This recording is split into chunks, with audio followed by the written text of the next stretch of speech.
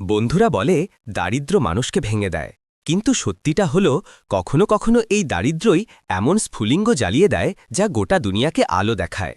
আজকের গল্প একজন ১২ বছর বয়সী আবর্জনা কুড়ানো ছেলের, যে শুধু একটা চক হাতে নিয়ে ১৪ বছর ধরে বইয়ে ছাপা ভুল গণিতের সমস্যাটি সঠিক করে দিল। লোকে তাকে ভিখারি বলল, স্কুল থেকে তাড়িয়ে দিল, কিন্তু তার মস্তিষ্ক পুরো সিস্টেমকে নাড়িয়ে দিল। বন্ধুরা, তাই এই গল্পটি শেষ পর্যন্ত অবশ্যই দেখবেন, কারণ আজ আপনারা দেখবেন এক গরিব ছেলের সেই সাহস যা পুরো স্কুলকে কাঁপিয়ে দিল।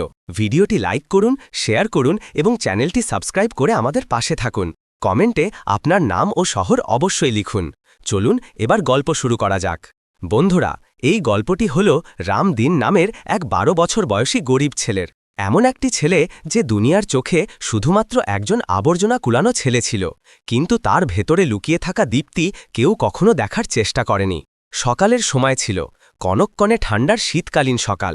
এত কুয়াশা ছিল যে সামনে থেকে আসা গাড়িও খুব কষ্টে দেখা যাচ্ছিল। কিন্তু এই কুয়াশার মধ্যে একটি ছোট ছেলে রামদিন তার ছেঁড়া পুরনো পাটের বস্তা নিয়ে রাস্তার ধারে আবর্জনা কুড়োচ্ছিল।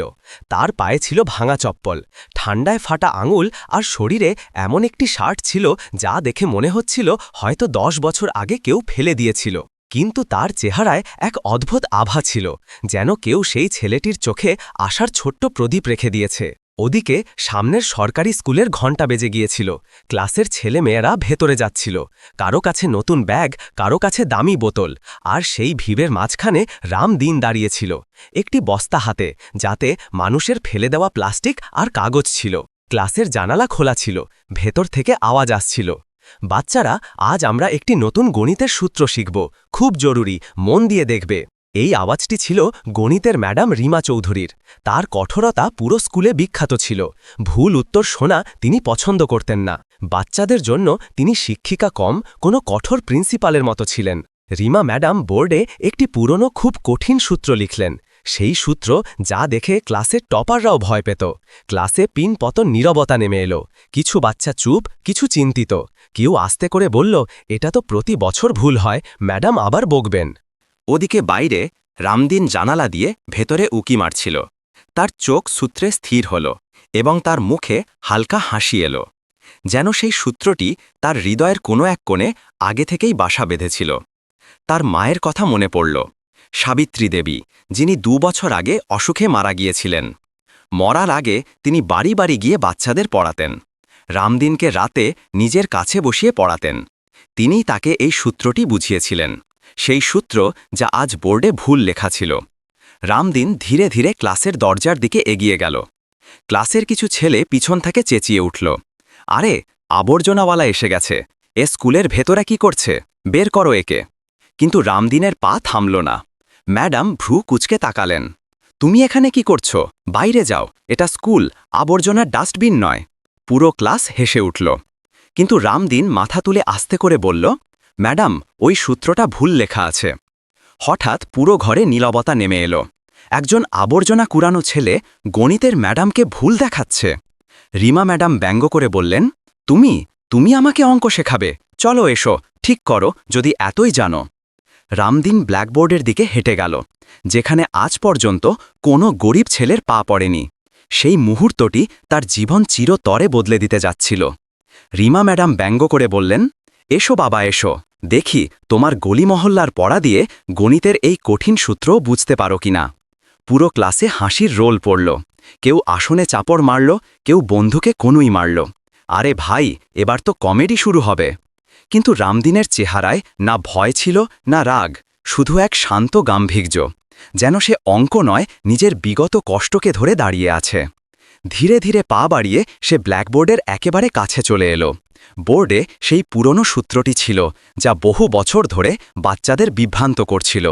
এমন একটি সূত্র যা রাজ্যের পাঠ্যপুস্তকে ছাপা ছিল এবং যা হয়তো কখনো কেউ দ্বিতীয়বার যাচাই করার প্রয়োজন মনে করেনি। কিন্তু আজ এমন একটি ছেলে, যার কাছে খাতা ছিল না, বই ছিল না, স্কুল ছিল না, সেই ছেলেটি স্কুলের সবচেয়ে কঠোর ম্যাডামের সবচেয়ে পুরনো ভুল ধরতে যাচ্ছিল। ছেলেটির আঙুল ঠান্ডায় কাঁপছিল। হাতে চক নিতে গিয়ে সে দ্বিধা করল, যেন তার মায়ের সেই রাতের কথা মনে পড়ল, যখন মা ছেঁড়া কম্বলে তাকে অঙ্ক শিখিয়েছিলেন। মায়ের আওয়াজ কানে বাজল, রামদিন অঙ্ক ভয় দেখানোর জন্য নয় বাবা, বোঝার জন্য হয়। যেদিন তুমি এটা বুঝে নেবে, দুনিয়ার কোনো শক্তি তোমাকে থামাতে পারবে না। রামদিনের চোখ ভরে এলো, কিন্তু সে চোখের জল ভেতরেই চেপে নিল। চকটি বোর্ডে রাখল এবং কিছু না বলে ধীরে ধীরে প্রথমে ম্যাডামের লেখা সূত্রটি মুছে দিল। পুরো ক্লাস অবাক। তারপর একটি একটি লাইন লেখা শুরু করল। হাত কাঁপছিল, কিন্তু মস্তিষ্ক একেবারে পরিষ্কার। সে দারিদ্র্যে শেখা সেই কাঁচা পড়াকে বোর্ডে এভাবে নামিয়ে আনল যেন কোনো শিক্ষক বাচ্চাদের বোঝাচ্ছেন। প্রথম লাইন, ক্লাসে নীরবতা। দ্বিতীয় লাইন, ম্যাডামের চোখ বড় হয়ে গেল। তৃতীয় লাইন, চেয়ারে বসা টপাররাও দাঁড়িয়ে দেখতে লাগল। আর চতুর্থ লাইন, আস্তে আস্তে রিমা ম্যাডাম নিজের জায়গা থেকে উঠে দাঁড়ালেন। তার আওয়াজ ক্ষীণ হয়ে গেল। এ এ এ কি করে? এই সূত্র তো বইয়ে ভুল ছাপা আছে। বাচ্চারা হতভম্ব। প্রিন্সিপালের ছেলে হাঁ করে দেখছিল। ক্লাসের একটি ছেলে ফিসফিস করে বলল, এটা ঠিক, এই সূত্র আমরা কখনো এভাবে দেখিনি। রিমা ম্যাডাম বই উল্টালেন, নিজের নোটবুক উল্টালেন, এমনকি পুরনো টিচিং কপি পর্যন্ত বের করলেন।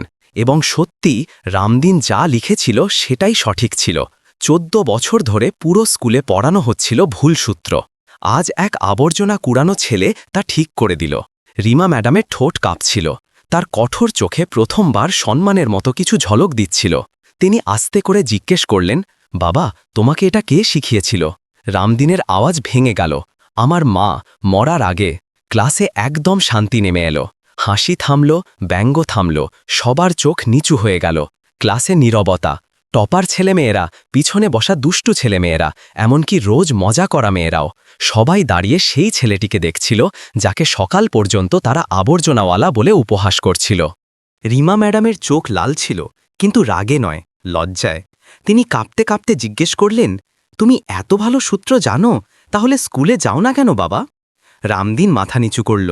তার ঠোঁট কাঁপছিল, তার চোখে কষ্টের ঝড় ছিল, যা পুরো জীবন সে হৃদয় লুকিয়ে রেখেছিল। আস্তে করে বলল, ম্যাডাম, স্কুলে ভর্তির জন্য টাকা লাগে, ড্রেস চাই, বই চাই।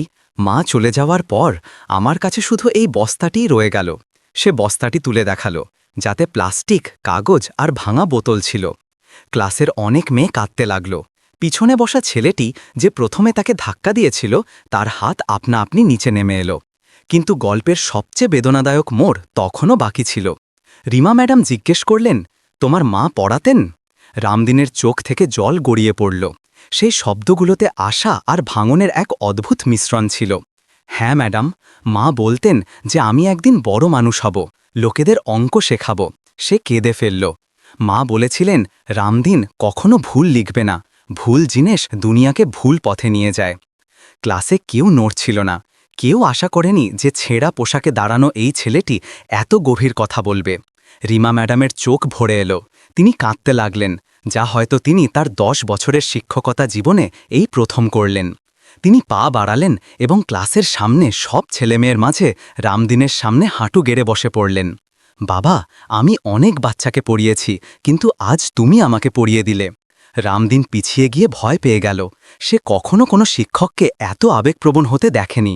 তখন সেই মুহূর্তটি ঘটল যা পুরো স্কুলকে নাড়িয়ে দিল। রিমা ম্যাডাম বললেন, আজকের পর এই ছেলেটি এই স্কুলের ছাত্র হবে, যেখানে খুশি বসতে পারে, যে ক্লাসে খুশি পড়তে পারে। এর পুরো খরচ আমি নিজে দেব। পুরো ক্লাসরুম হাততালিতে ফেটে পড়ল, কিন্তু রামদিনের চোখের জল থামছিলই না।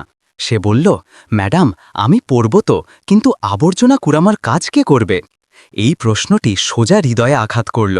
রিমা ম্যাডাম কাঁপতে কাঁপতে বললেন, এবার তুমি আবর্জনা কুড়োবে না, তুমি শুধু নিজের ভবিষ্যৎ কুড়োবে। আর এই একটি লাইনের সাথে পুরো স্কুলে এক মুহূর্তের জন্য নীরবতা নেমে এলো। রিমা ম্যাডাম রামদিনের হাত ধরে স্টাফ রুমের দিকে যাচ্ছিলেন। তার চোখে দীপ্তি ছিল, যেন প্রথমবার এমন একটি ছেলে মিলেছে যে তাকে তার পেশার আসল অর্থ বুঝিয়েছে। কিন্তু তখনই স্টাফ রুমে বসা 2 শিক্ষক উঠে দাঁড়ালেন। তাদের চেহারায় বিরক্তি ছিল। একজন শিক্ষক উঁচু আওয়াজে বললেন, রিমাজি, এ কি করছেন? আবর্জনা কুড়ানো বাচ্চাদের এভাবে স্কুলে ঢুকিয়ে দেবেন? অন্য শিক্ষক ব্যঙ্গ করলেন, এ ক্লাসে বসবে ভালো ঘরের বাচ্চাদের সাথে, কোথাও থেকে অসুস্থ বেরোলে? রিমা ম্যাডাম জমে গেলেন। তার চেহারায় স্পষ্ট বিরক্তি দেখা যাচ্ছিল। তিনি শান্ত কিন্তু কড়া সুরে বললেন, এই ছেলেটি খুবই বুদ্ধিমান। ও আজ সেটা ধরেছে যা আমরা সবাই বছর ধরে ধরতে পারিনি। কিন্তু দুনিয়া কবে এত সহজে মেনে নেয়? তখনই স্কুলের মালিক এবং প্রিন্সিপালের কাকা শ্রী শেখরনাথ স্টাফ রুমের ভেতরে এলেন। তার আসতেই পুরো পরিবেশ আরও ভারী হয়ে গেল। তিনি রাগের সাথে জিজ্ঞেস করলেন, এই ছেলেটিকে স্কুলের ইউনিফর্ম নেই, ফিস নেই, একে ভেতরে কে আসতে দিল? রিমা ম্যাডাম বললেন, স্যার এই। শেখরনাথ কথা কেটে দিলেন, রিমাজি, এই স্কুল গরিব বাচ্চাদের জন্য নয়, এই জায়গা তাদের জন্য যারা ফি দিতে পারে। এই শুনে রামদিন ধীরে ধীরে নিজের হাত ছাড়িয়ে নিল এবং পিছিয়ে গেল।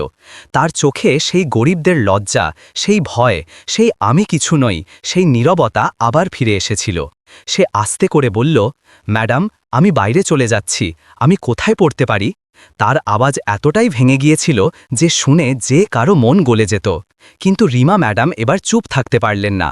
তিনি টেবিলে হাত মারলেন এবং অত্যন্ত কড়া সুরে বললেন, বাস, আজকের পর এই ছেলেটিকে কেউ ছোট দেখাবে না। এই ছেলেটি আমার দায়িত্ব এবং একে পড়া থেকে কেউ আটকাতে পারবে না। শেখরনাথ রেগে বললেন, রিমাজি, আপনার ভেতরের আবেগপ্রবণ শিক্ষক স্কুল চালাতে অসুবিধা করছে। এই স্কুল আগে থেকেই লোকসানে চলছে, আর আপনি একজন আবর্জনা কোড়ানো ছেলেকে ছাত্র বানাচ্ছেন। ঘরের পরিবেশ ভারী হয়ে গেল। শিক্ষকরা চুপ ছিলেন। সবার মনে হলো রিমা ম্যাডাম নড়ে যাবেন, কিন্তু না, তিনি নির্ভয়ে বললেন, যদি এই ছেলেটি এই স্কুলে পড়তে না পারে তবে আমিও এখানে পড়াতে পারি না। পুরো স্টাফ রুম কেঁপে উঠল। এমন জবাব আগে কেউ কখনো শোনেনি। অন্যদিকে রামদিন চুপচাপ কোনায় দাঁড়িয়েছিল। তার চোখে ভয় ছিল, কষ্ট ছিল, আর শুধু একটিই প্রশ্ন, সত্যি কি আমার মতো বাচ্চাদের পড়ার অধিকার নেই? সে ধীরে ধীরে বস্তাটি তুলল এবং স্কুলের গেটের দিকে চলতে শুরু করল। গেটে দাঁড়িয়েছিলেন দারোয়ান রঘু কাকা, বয়স প্রায় 55 বছর, সাদা দাড়ি, ছেঁড়া নীল সোয়েটার এবং চোখে দুনিয়ার সব কষ্টের ছাপ। রঘু কাকা রামদিনের রাস্তা আটকালেন। কড়া আওয়াজে নয়, খুব নরম সুরে বললেন, কোথায় যাচ্ছিস বাবা? তুই তো আজ প্রথমবার কোনো স্কুলের চৌকাঠ পর্যন্ত এলি। রামদিন চোখ নিচু করে বলল, কাকা, আমি স্কুলে পড়তে পারবো না। সবাই বলে আমি আবর্জনা কুড়ানো ছেলে। তার আওয়াজে এত ভাঙন ছিল যে কাকার চোখ ভিজে গেল। তিনি গভীর শ্বাস নিয়ে বললেন, বাবা, তুই শুধু আবর্জনা কুড়োচ্ছিস না, তুই নিজের ভাগ্য কুড়োচ্ছিস। রামদিন কেঁদে ফেলল এবং বলল, কাকা, আমার মা বলেছিলেন আমি বড় মানুষ হব, কিন্তু মনে হচ্ছে মাও ভুল ছিলেন। কাকার গালে জল গড়িয়ে পড়ল।